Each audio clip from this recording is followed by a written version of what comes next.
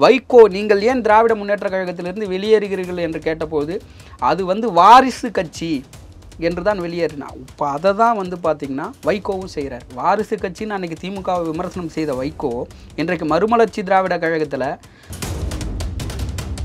மல்லை சத்யானனை துரோகி என்று பழி சுமத்த காரணம் பார்த்திங்கன்னா தன்னுடைய மகனை மல்லை சத்யானன் ஒருபோதும் ஏற்றுக்கொள்ளவில்லை. தன்னுடைய மகன் துரை வைகோவுக்கு ஒன்றும் அரசியலெல்லாம் தெரியாது. புதுசாக பார்த்திங்கன்னா அந்த பேண்டை கையில் போட்டுட்டு அவர் ஒரு மாதிரியான பிம்பம் தான் பார்த்திங்கன்னா ஆரம்பத்துலேருந்து திராவிட கொள்கையை ஏற்றவன் எங்கள் அப்பாவோடு பார்த்திங்கன்னா இன்றைக்கி உதயநிதி பண்ணுறாருல இந்த இதெல்லாம் போட்டுட்டு அந்த மாதிரி பார்த்திங்கன்னா இவர் பண்ணணும்னு நினைக்கிறார். நீண்டெல்லாம் திராவிட கொள்கை என்னன்னா பார்த்திங்கன்னா துரை வைகோவுக்கு தெரியாது. இன்றைக்கி மறுமலர்ச்சி திராவிட கழகத்தினுடைய பைலா என்னன்னு கேட்டால் கூட இன்றைக்கி துரை வைகோவுக்கு தெரியாது. அதற்கு முதற்கட்டமாக மல்லை சத்யானனை துரோகி பட்டம் சுமத்தி வெளியேற்றிருக்காங்க. உண்மையான துரோகி பட்டம் சுமத்தி மல்லை சத்யா துரோகி கிடையாது, வைகோ தான் துரோகி. இன்றைக்கி தமிழ்நாடு முழுவதும் இருக்கின்ற 38 மாவட்டங்களில் 234 தொகுதியில் ஒரே ஒரு தொகுதியில் 50 பேருக்கு மேற்கண்ட உறுப்பினர்கள் மறுமலர்ச்சி திராவிட முன்னேற்ற கழகத்தில் கிடையவே கிடையாது. வைகோன்னா பாராளுமன்றத்தில் பேசப்படுபவர், வைகோ அப்படி ராஜீவ்காந்தி அப்படி பேசினவர் இப்படி பேசினவர், பாராளுமன்றத்தை அலற விட்டவர், திராவிட கொள்கையை திராவிட சித்தாந்தத்தை முழுமையாக ஏற்றவர்னெல்லாம் சொல்லலாம். ஆனால் வைகோ முழுக்க முழுக்க சுயநலவாதி. வைகோ இந்த பட்டியலின சமூகத்திற்கு எதிராளி. குறிஞ்சாங்குளம்னு ஒரு பிரச்சனை இருக்குது தெரியுங்களா? குறிஞ்சாங்குளம் பிரச்சனைகள், காந்தாரி அம்மன் கோயில் ஒரு பிரச்சனை இருக்குது. காந்தாரி அம்மன் கோயிலில் கட்டுறதுக்கு எதிர்ப்பு தெரிவித்து கிட்டத்தட்ட ஒரு 4-5 பேரை பார்த்திங்கன்னா ஆணூறு பருத்து அந்த வாயில் வச்சுட்டான். ஃபுல்லாக பார்த்திங்கன்னா வைகோவினுடைய சமூகத்தை சார்ந்தவர்கள். இது வரைக்கும் அந்த காந்தாரி அம்மன் கோயில் கட்டப்படாமல் இருக்குது. இப்போ துரை வைகோவுக்கு சொன்னாப்பா என்னப்பா அவன் பட்டியலினத்தை சார்ந்தவன், அவனை போயிட்டு துணை போய்ச்சலாடுறவன் கூட 32 வருஷமாக இருக்கிறான்றதுக்காக நீ அவனை தூக்கி பிடிச்சின்னு இருக்கிற, அவன் கையை பிடிச்சி என் கையை பிடிச்சி ஒன்றா சேர்த்து வச்ச பற்றியா, திரும்ப அவன் வேலையை காட்டுறான் பற்றியா, அவன் என்னை ஏற்றுக்கவே இல்லை. வைகோ பார்த்திங்கன்னா மல்லை சத்யா கட்சி பண்ணின்னு இருக்கும்போது துரை வைகோவுக்கெல்லாம் ஒன்றுமே அரசியலே தெரியாது. படிச்சுன்னு இருந்திருப்பார், இல்லை குழந்தையாக இருந்திருப்பார். இன்றைக்கி ஓப்பனாக சொல்ல போனால் இவரை செருப்பாலேயே அடித்தாலும் இவர் கூட்டணி விட்டு வெளியில் போக மாட்டார். இதுதான் உண்மை. ஏன்னு கேட்டால் வேறு நாதி கிடையாது, வேறு எங்கேயும் ஏற்றுக்க மாட்டார். இன்றைக்கி விசிகாவுக்கு இருக்கிறது இன்றைக்கி தமிழர் வாரம் கட்சி வேல்முருகனுக்கு இருக்கிற டெபாசிட்டி, நாம் தமிழருக்கு டெபாசிட்டி, கம்யூனிஸ்ட்டுகளுக்கு கூட ஓரளவுக்கு இன்றைக்கி தொழில் வளர்ச்சி பெற்ற நான் திருப்பூர் கோயம்புத்தூர் இந்த மாதிரி கம்யூனிஸ்டுக்கு இருக்கிற குரூப்ஸ் கூட இன்றைக்கி வைகோவுக்கு கிடையாது. அப்போ திமுக விட்டால் இவருக்கு வேறு நாதி கிடையாது, வேறு கூட்டணி போகிற வாய்ப்பே கிடையாது. இவரெல்லாம் பார்த்திங்கன்னா சுயநலவாதி அரசியல் தலைவராக, கொள்கை அரசியல்வாதி தலைவர் வைகோ கிடையாது, சுயநல அரசியல்வாதி தலைவர்.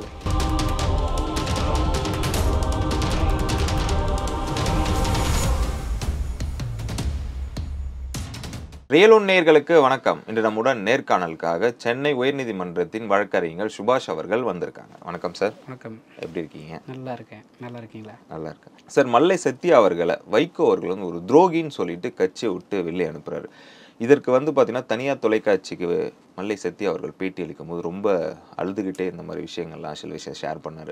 அவரோட மகனை கட்சிக்குள்ளே இழுக்கிறதுக்காக என்ன துரோகின்னு பட்டம் கட்டியிருக்காரு, இதற்கு பாய்சன் கொடுத்துருக்கலாம் அவர், அதை கூட நான் குடிச்சிருப்பேன், இது என்னால் தாங்க முடியலன்னு சொல்லி ரொம்ப வருத்தத்தோட தெரிவிச்சிருக்காரு. இது எப்படி நீங்கள் பார்க்குறீங்க? மறுமலர்ச்சி திராவிட கழகத்தினுடைய துணை பொதுச் செயலாளராக இருந்த அண்ணன் மல்லை சத்யாவினுடைய அந்த அழுகை குமுறல் என்பது 32 ஆண்டுகால உழைப்பு. அந்த 32 ஆண்டுகால உழைப்பை தான் பார்த்திங்கன்னா என்னை துரோகி என்று பட்டம் சூட்டிய வைகோ எனக்கு பார்த்திங்கன்னா பாய்சன் கொடுத்துருக்கலாம். அப்படி அவருடைய மனக்குமுறல்கள் 32 ஆண்டுகளினுடைய உழைப்பு என்பது சாதாரண விடயமல்ல. மல்லை சத்யா அண்ணனுடைய உழைப்பை மறுமலர்ச்சி திராவிட கழகத்தில் பயணித்த அனைவருமே நன்கு அறிந்தவர்கள். ரொம்ப பார்த்திங்கன்னா ஒரு ஸ்பீடான நபர் தான். இன்றைக்கி வைகோ அவர்களே செய்ய முடியாத, தொண்டர்களை உசுப்பேற்ற முடியாத நிலையெல்லாம் கூட மல்லை சத்யா அவர்களுக்காக பார்த்திங்கன்னா இந்த மகாபலிபுரம் ஈசிஆர் அங்கே பார்த்திங்கன்னா இன்னும் ஓப்பனாக சொல்ல போனாக்கா மறுமலர்ச்சி திராவிட முன்னேற்ற கழகத்தில் பார்த்திங்கன்னா இன்றைக்கி பட்டியலின மக்கள் பயணிக்கிறாங்க, வைகோவை ஏற்றுக்கிறாங்க அப்படின்னா அதற்கு காரணம் மல்லை சத்யானன் அவர்கள். மல்லை சத்யானா ரொம்ப ஃபீல்டு ஒர்க்கர். வைகோவை பார்த்திங்கன்னா நன்கு முழுமையாக அறிந்தவர், தன்னுடைய அரசியல் ஆசானாக முழுமையாக ஏற்றுக்கொண்டு பயணித்தவர். பல தலைவர்கள், பல நிகழ்வுகள், பல பிரச்சனைகள் ஏற்பட்ட போதிலும் கூட எல்லோரும் வைகோவை கைவிட்டு சென்ற பிறகும் கூட அண்ணன் வைகோ அவர்களை அண்ணன் மல்லை சத்யா அவர்கள் கைகளை இறுக்கமாக பற்றி கொண்டவர். எந்த சூழ்நிலை வந்தாலும் எனக்கு ஒரே தலைவன் வைகோ தான் அவர் கொள்கையை, திராவிட கொள்கையை, பெரியார் கொள்கையை நான் முழுமையாக ஏற்றுக்கொண்டு அவர் என்னுடைய உயிர் மூச்சே போனாலும் அவரோடு நான் பயணிப்பேன் என்று இறுதி காலம் வரை வந்து பார்த்திங்கன்னா அந்த கட்சியினுடைய வளர்ச்சிக்கு அயராது பாடுபட்டு இன்று வரை வந்து பார்த்திங்கன்னா உழைத்த அண்ணனுடைய அந்த புதிய தலைமுறை மீடியாவிலோ மற்ற மீடியாக்களினுடைய அண்ணனுடைய வருத்தமான பதிவு, அண்ணனுடைய அந்த அழுகை, அந்த குமரல்கள், இது எல்லாமே வந்து பார்த்திங்கன்னா அண்ணன் பாய்சன் கொடுத்து என்னை கொண்டு இருக்கலாம் அப்படின்றதுக்கான காரணம் அதுதான். அவரோட மகனை கூட்டு வர்றதுக்காக தான், கட்சிக்குள்ளே இணைக வைக்கிறதுக்காக தான் மல்லை சத்யா வெளில அனுப்பதான் சொல்லப்படுதில்லை, இது உண்மையா? 100க்கு 100 உண்மை. அதாவது திராவிட கட்சிகளில் மறுமலர்ச்சி திராவிட முன்னேற்ற கழகத்தினுடைய பொதுச் செயலாளராக இருக்கக்கூடிய வைகோ அவர்கள் திமுகவிலேருந்து வெளியேற காரணம் என்ன? இது வந்து பார்த்திங்கனாக்கா வாரிசு அரசியல். வாரிசு அரசியல் என்ற காரணத்தினால தான் வந்து பார்த்திங்கன்னா அன்னைக்கு வெளியேறார். அது அண்ணன் பிரபாகரன் அவர்கள், மேதகு பிரபாகரன் அவர்களை சந்தித்து வந்த வேளையில் எனக்கு தெரியாமலே வந்து கலைஞர் கருணாநிதி வந்து அன்னைக்கு எனக்கு தெரியாமலே வை கோபாலசாமி போய் சந்தித்து விட்டார். அதுவும் ஒரு காரணமாக இருந்தது. வைகோ வந்து அன்னைக்கு ஒரு 10-12 மாவட்ட செயலாளர்கள் வந்து பார்த்தா திராவிட முன்னேற்ற கழகத்திலிருந்து வைகோவோடு வந்து வெளியேறாங்க. அப்போ வந்து பார்த்திங்கன்னா வைகோவோடு வெளியேறும்போது வைகோ நீங்கள் ஏன் திராவிட முன்னேற்ற கழகத்திலிருந்து வெளியேறுகிறீர்கள் என்று கேட்டபோது அது வந்து வாரிசு கட்சி என்று தான் வெளியேறினா. இப்போ அதை தான் வந்து பார்த்திங்கன்னா வைகோவும் செய்கிறார். வாரிசு கட்சின்னு அன்றைக்கி திமுகவை விமர்சனம் செய்த வைகோ இன்றைக்கு மறுமலர்ச்சி திராவிட கழகத்தில் தன்னுடைய கட்சியில் தன்னுடைய மகனை வந்து துரை வைகோவை வந்து பார்த்திங்கன்னா தலைமைக்கு கொண்டுட்டு வரணும் அப்படின்னு சொல்லிட்டு இன்றைக்கி உண்மையிலுமே அதுதான் உண்மை. தன்னுடைய தான் வந்து தனக்கு பின்னாடி மறுமலர்ச்சி திராவிட கழகத்தில் வந்து தன்னுடைய மகன் வந்து துரை வைகோ தான் வந்து பார்த்திங்கன்னா தலைமை இருக்கணும், கட்சியினுடைய தலைவராக இருக்கணும். அதற்கு வந்து பார்த்திங்கன்னா அண்ணன் மல்லை சத்யா அவர்கள் எதிர்ப்பு தெரிவிச்சுட்டு தான் இருந்தாங்க. நீங்கள் வாரிசு கட்சி இல்லைன்ன உடனே என் மகன் வந்து பார்த்திங்கன்னா அந்த கட்சியிலெல்லாம் ஈடுபட மாட்டான், என்னோடு போய்விடும், எனக்கு பின்னார் வரும் தொண்டர்கள் இந்த கட்சியினுடைய தலைமை ஏற்பார்கள் என்று சொன்னதுனால தான் மாசிலாமணி உட்பட, செஞ்சியார் உட்பட, கணேசன் உட்பட, மாசிலாமணியெல்லாம் வந்து பார்த்திங்கன்னா முன்னாள் இன்றைக்கி திமுகவில் இருக்காப்புல கணேசன் எம்பியாக இருந்தார். அதே போல் துரைசாமி, திருப்பூர் துரைசாமி, இவர்களெல்லாம் கூட இன்றைக்கி வெளியேற காரணங்கள் வந்து பார்த்திங்கன்னா இவர் வாரிசு அரசியல். தன்னுடைய மகன் இன்றைக்கி வந்து திருச்சியில் வந்து நாடாளுமன்ற தொகுதியில் போட்டிட்டு தன் மகனை வந்து எம்பி ஆகிட்டார். இந்த வாய்ப்பை மல்லை சத்யானனுக்கு கொடுத்துருக்கலாம்ல, மல்லை சத்யானனுக்கு கொடுத்துருக்கலாம்ல. மதுராந்தகம் சட்டமன்ற தொகுதியில் வந்து திமுக வேட்பாளராக வந்து மறுமலர்ச்சியில் கூட்டணி கட்சியில் போட்டிட்டார். தன்னுடைய மகனை முழுமையாக தலைமை ஏற்க வைக்கணும், அதுதான் காரணம். மல்லை சத்யானனை துரோகி என்று பழி சுமத்த காரணம் வந்து பார்த்திங்கன்னா தன்னுடைய மகனை மல்லை சத்யானன் ஒருபோதும் ஏற்றுக்கொள்ளவில்லை. தன்னுடைய மகன் துரை வைகோவுக்கு வந்து ஒன்றும் அரசியலெல்லாம் தெரியாது. புதுசாக வந்து பார்த்திங்கன்னா அந்த பேண்டை கையில் போட்டுட்டு அவர் ஒரு மாதிரியான பிம்பம் தான் வந்து பார்த்திங்கன்னா ஆரம்பத்துலேருந்து திராவிட கொள்கையை ஏற்றவன், எங்கள் அப்பாவோடு வந்து பார்த்திங்கன்னா இன்றைக்கி உதயநிதி பண்ணுறாருல இந்த இதெல்லாம் போட்டுட்டு அந்த மாதிரி வந்து பார்த்திங்கன்னா இவர் பண்ணணும்னு நினைக்கிறார். ஆனால் ஒருபோதும் அண்ணன் மல்லை சத்யா அவர்கள் விலகிய பின்பு இனிவரும் காலங்களில் துரை வைகோவெல்லாம் வந்து பார்த்திங்கன்னா அந்த மறுமலர்ச்சி திராவிட கட்சியில் நீண்டெல்லாம் பயணிக்க முடியாது. அவர் நீண்டெல்லாம் திராவிட கொள்கை என்னன்னா வந்து பார்த்திங்கன்னா துரை வைகோவுக்கு தெரியாது. இன்றைக்கி மறுமலர்ச்சி திராவிட கழகத்தினுடைய பைலா என்னன்னு கேட்டால் கூட இன்றைக்கி துரை வைகோவுக்கு தெரியாது. ஏன்னு கேட்டிங்கன்னா அது பின்னாடி இருந்து 32 வருஷ காலத்துக்கு மேலே வந்து பயணித்த இன்றைக்கி மல்லை சத்யா அண்ணனை கூப்பிட்டு கேட்டால் அது என்னன்றது தெரியும். ஆனால் அது துரை வைகோவுக்கு தெரியாது. அதனால் வந்து முழுக்க இதில் காரணங்கள் என்னென்னா தன் மகன் துரை வைகோ மறுமலர்ச்சி மதிமுகவுக்கு தலைமை ஏற்க வேண்டும். இதற்கு யாரெல்லாம் தடையாக இருக்கிறார்களோ அவர்களெல்லாம் வெளியேற்ற வேண்டும். அதற்கு முதற்கட்டமாக மல்லை சத்யானனை துரோகி பட்டம் சுமத்தி வெளியேற்றிருக்காங்க. உண்மையான துரோகி பட்டம் சுமத்தி மல்லை சத்யா வந்து துரோகி கிடையாது, வைகோ தான் துரோகி. ஓகே சார், நீங்கள் பேசும்போது பார்த்தீங்கன்னா துரை வைகோ வந்து கட்சிக்குள்ளே வரப்போறாருன்றது தான் உண்மை அப்படின்ற மாதிரி சொல்கிறீங்க. இப்போது மதிமுகவில் வந்து எத்தனை உறுப்பினர்கள் இருக்காங்க? எதற்காக கேட்குறேன்னா, கட்சியை விட்டு நிறைய பேர் வெளியில் போயிட்டாங்க, கட்சியே இல்லை, சும்மா ஒரு பேருக்காக நடத்திட்டு இருக்காங்க, ஒரு சீட்டாவது கிடைக்குமா அவங்களுக்கு இந்த எலெக்ஷனில் அப்படின்ற மாதிரி கேள்வியெல்லாம் எழுப்புது இல்லை, இதை நம்ம எப்படி எடுத்துக்கலாம்? தொகுதிக்கு 50 பேர் கிடையாதுங்க சார். இன்றைக்கி 234 சட்டமன்ற தொகுதி இருக்குது, தொகுதிக்கு 50 பேர் கிடையாது. இன்றைக்கி தமிழ்நாடு முழுவதும் இருக்கின்ற 38 மாவட்டங்களில் 234 தொகுதியில் ஒரே ஒரு தொகுதியில் 50 பேருக்கு மேற்கண்ட உறுப்பினர்கள் மறுமலர்ச்சி திராவிட முன்னேற்ற கழகத்தில் கிடையவே கிடையாது.